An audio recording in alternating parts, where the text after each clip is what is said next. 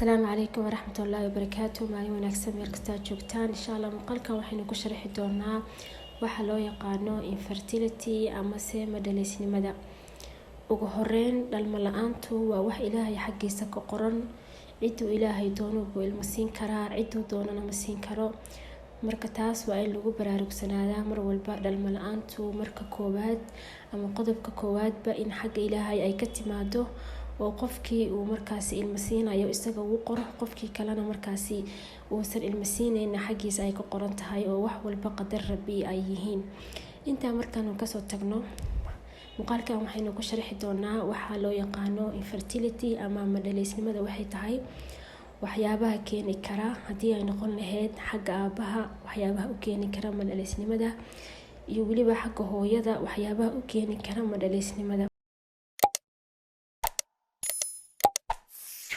ugu horeyn hadii aynu sharaxno waxa loo yaqaano infertility ama dhaleysnimada. dhaleysnimadu waxa loo yaqaanaa marka laba qof oo isqaba oo isla nool ay muddo 12 bilood aysan wax uur isku qaadin iyagoo marka aanan isticmaaleen wax protection ama ka hortag ah oo ka celinaya inay uur isku qaadaan. hadii ay ahaan lahayd kaniiniyaasha uurka isaga ilaaliyo iyo waxyaabaha kale la isticmaalo si aan uur markaasi loo qaadin. ugu yaraan waxaa la qiyaasaa 15 ilaa 20% dadka isqaba hadii ay yihiin dad dhalinyaro ah oo xilliga ku jira markaasi ay wax dhali karaan ku jira. hadii ay markaas 12 bilood muddadaas ama sanad ay wax isku dhali waayaan inay markaasi baaritaan caafimaad maraan.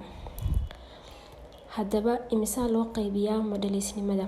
dhaleysnimada waxaa loo qaybiyaa 2 qaybood, waxayna kala yihiin primary infertility iyo secondary infertility. primary infertility waa nooca dhaleysnimada dadka isqaba oo aan weligood uur isku qaadin ama ilmo isku dhalin. secondary infertility waa 2 qof oo isqaba, caruurna isku dhalay, horey caruur usoo dhalay oo uur isku qaaday, laakiin mar dambe ama xilli dambe wax caruur isku dhali waayay iyagoo markaasi tijaabo kasta ama wax walba markaasi sameeyay oo aysan isticmaalin waxyaabaha uurka lagu ilaaliyo hadday noqon lahayd kaniini iyo waliba waxyaabaha kale oo ay dhalmadii markaasi ka joogsantay, ha noqoto cilad xagga hooyada ama cilad xagga aabaha. marka dhaleysnimada labadaas qaybood baa loo kala qaybiyaa.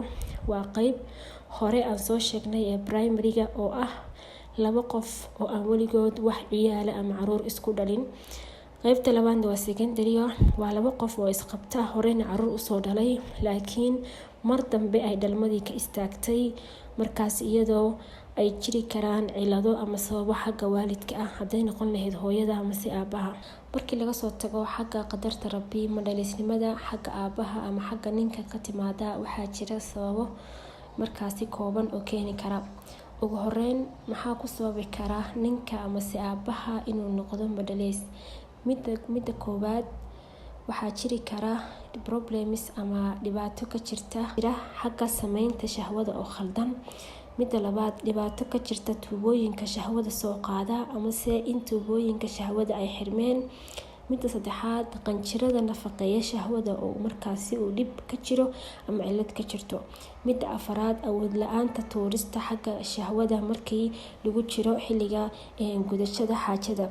sidoo kale xanuuno gaar ah sida hadii uu aabaha qabo oo kale sonkor, hadii aabaha uu yahay qof cayil fara badan uu saaran yahay ama qof cayilan haduu yahay oo baruurta jirkiisa ay saaran tahay. daawooyinka mukhaadaraadka loo isticmaalo hadii uu isticmaalo oo kale, ama haduu yahay qof markaasi isticmaalo daawooyinka xagga balwadda, ama haduu yahay qof markaasi balwad leh, iyadana way saameyn kartaa. maxaa keeni kara xagga hooyada inuu ka jiro ama xagga dhaleysnimada hadii ay tahay cilad markaasi ka jirta xagga hooyada? haddaba hadii cilada dhaleysnimada ay tahay mid ka jirta xagga hooyada ama xagga qofka dumarka ah, waxaa jira asbaabo gaar ah oo sababi kara gabadhu inay uur qaadi weydo. sababta koowaad waana sababta ugu badan ee markaasi keeni karta qofka dumarka inay qaadi weydo uur, waana hadii ay dhibaato ama cilad ka jirto xagga awoodda ukumaha laga soo deynayo ugxansidaha, waana waxa loo yaqaano ovulation problem. sababaha ugu badan ama sababta ugu badan ee keeni karta inay hooyadu uur qaadi weydo waa haddii ay dhibaato ka jirto xagga awoodda ukumaha lasoo daynayo ee ugxansidaha laga soo daynayo. Midda labaad ee u keeni karta qofka dumarka inay uur qaadi weydo waa haddii ay jiraan burooyin kasoo baxay xagga minka iyo weliba ilmagaleenka, gaar ahaan burooyinka loo yaqaano fibroids. Sidoo kale haddii ay qofka dumarka ah jiraan wax caabuq ama infection markaasi laga helayo xagga ilmagaleenka, haddii iyadan ay jirto ciladaasna waxay u keeni kartaa inay uur qaadistii ku adkaato. Sidoo kale haddii ay jiro xanuunka macaanka ama sonkorta waxa loo yaqaano, iyadana saameyn bay ku yeelan kartaa xagga uur qaadista haddii aan si fiican loo daweynin xanuunkaas. Sidoo kale haddii ay tahay hooyada qof miisaankeedu aad u badan yahay ama qof miisaan badan uu jirkeeda saaran yahay ama hilib fara badan haddii ay tahay, ama haddaan si kale u dhigno haddii ay tahay hooyadu qof zaaid u caylan, iyadana saameyn bay keeni kartaa obesity-ga. Sidoo kale haddii ay jiraan dhibaatooyin xagga hormoonada ah, haddii ay markaasi qofka dumarka ah ay cilad ka jirta xagga hormoonada jirkeeda, iyadana way keeni kartaa inay ku adkaato xaggii uur qaadista. oo haddii khalkhal ka jiro ama haddii aysan sinaan la-aan ka jirto xagga hormoonada, iyadana waxay u keeni kartaa in fursadii uurka ay ku qaadi lahayd ay meesha ka baxdo. Cilmi baarayaasha waxay isku raaceen in 50 ilaa 60 in madhaleysnimadu ay ka imaan karto xagga dumarka, 30% ay ka imaan karto dhinaca ragga.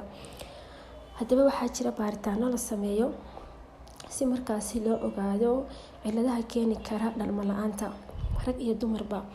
Haddii aynu ku hormarno xagga ragga ama se aabaha ama qofka ninka ah dhankiisa, kow waa inuu markaasi dhakhtar lala xiriiro, dhakhtarkana uu sameeyo history ama markaasi wareysigaas oo noqon doono wareysi buuxa oo markaasi xaaladda guud markaasi laga wareysanayo, haddii ay jireen xanuuno hore, haddii ay jiraan wax markaasi isaga xaalado caafimaad daro oo markaasi xilligaas uu dareemayo.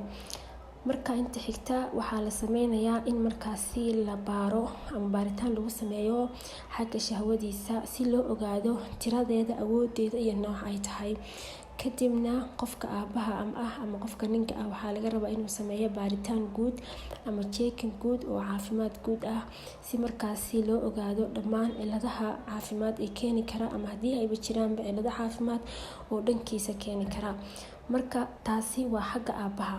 Baaritaankana cidna gaaru ma ahan, aabaha iyo hooyada labadaba waa laga rabaa, ama gabadha iyo ninkaba waa laga rabaa inay isbaaraan. Haddaba haddii aan usoo gudubno baaritaanada gabadha iyada waxaa la baarayaa hormoonadeeda ama dheecaanada ku shuqul leh xagga taranka. Dheecaanadaas oo kala yiraahdo LH, FSH iyo TSH. Waxaa la saarayaa sidoo kale kombiyuutaro xagga ilmagaleenka iyo weliba tuubooyinka si loo ogaado haddii ay jiraan wax buro ah ama se wax caabuq ah oo markaasi xagga tuubooyinka iyo ilmagaleenka iyo minkaba.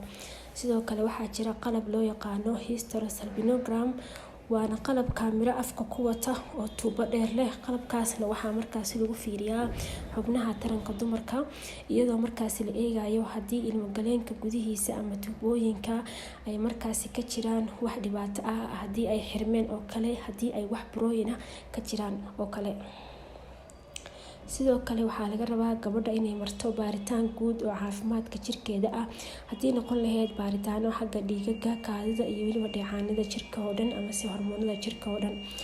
Baaritaanka guud gabadha iyo ninkaba waa laga rabaa inay fiiriyaan si markaasi haddii ay jirto cilad caafimaad si markaa degdeg loo daaweeyo oo aysan u noqonin cilad markaasi hadhowti dhibaato. Muuqaalkeena maanta intaasuu ka yahay. Haddii aad waxun ka faa'iiday la wadaag asxaabta, haddii aad nagu cusub tahay nagu soo biir, haddii aad horey noola joogteen laagta nagu dhiirigeliyo. Assalaamu calaykum waraxmatullaahi wabarakaatuh.